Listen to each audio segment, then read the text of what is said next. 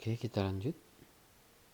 Yang keempat, bagian laba yang diterima atau diperoleh anggota dari perseroan komanditer, ini CV berarti ya, yang modalnya tidak terbagi atas saham, saham, kemudian persekutuan, perkumpulan, firma, dan kongsi, termasuk pemegang unit penyertaan kontrak investasi kolektif.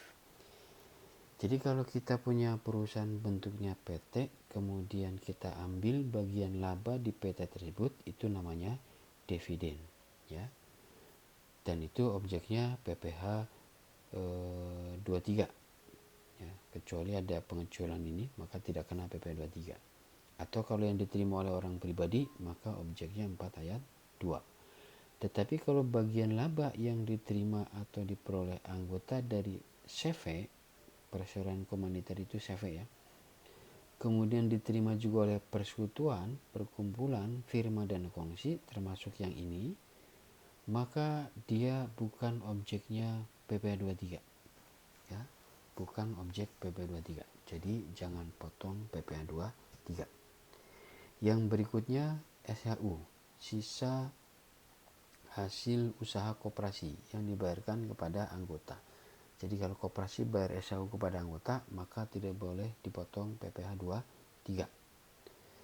Kemudian penghasilan yang dibayar atau terutang kepada badan usaha atau jasa keuangan yang berfungsi sebagai penyalur pinjaman dan atau pembiayaan yang diatur dengan peraturan Menteri Keuangan.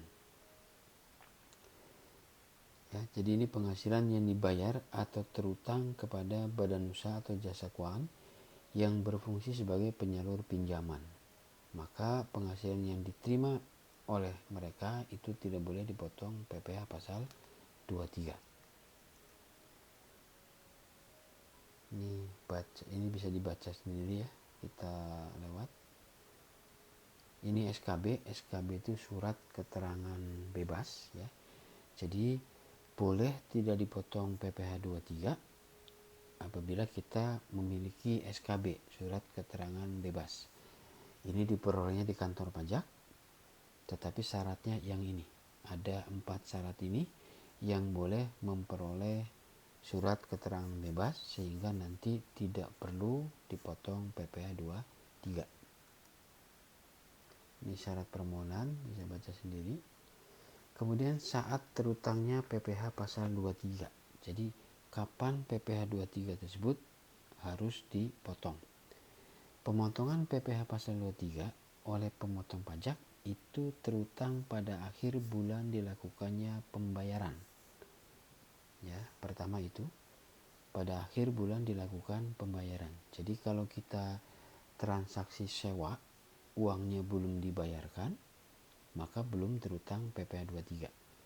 Nanti kalau sudah dibayarkan baru terutang PPh 23 ya. Terutang pada akhir bulan dilakukannya pembayaran. Atau yang kedua, disediakan untuk dibayar. Yang kedua ini disediakan untuk dibayar. Kalau ini khusus untuk dividen. Jadi kalau dividen sudah diumumkan akan dibayarkan, disediakan untuk dibayarkan, maka terutangnya pada saat diumumkan tadi ya, diumumkan untuk kalau diumumkan berarti tersedia untuk dibayar, tidak menunggu nanti dibayarnya kapan, tidak menunggu itu.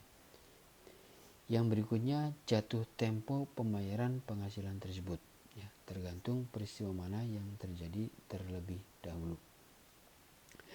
Misalnya begini, saya sewa kendaraan ya, saya sewa kendaraan, jatuh temponya saya harus bayar misalnya 31 Januari 2020.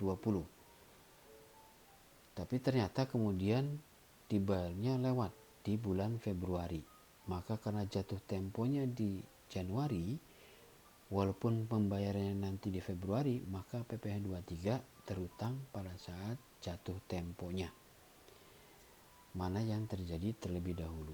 Kalau sebelum jatuh tempo sudah dibayar, maka PPh 23-nya pada saat pembayaran.